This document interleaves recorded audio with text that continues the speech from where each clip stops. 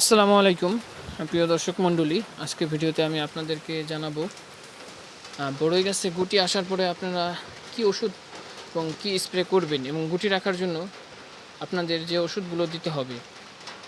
যে বড়ইগুলো দেখছেন এটা হচ্ছে আমার বাগানের বড়ই, এটা হচ্ছে থাই আপেল কুল। আপনারা ছত্রাকনাশক স্প্রে করবেন।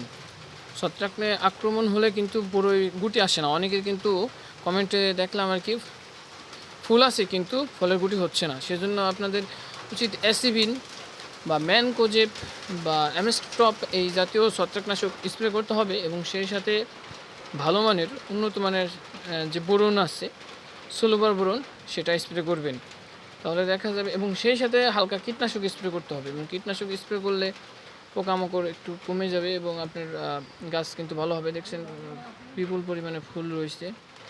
আর ভিডিওটি ভালো লাগলে অবশ্যই চ্যানেলটি সাবস্ক্রাইব করবেন।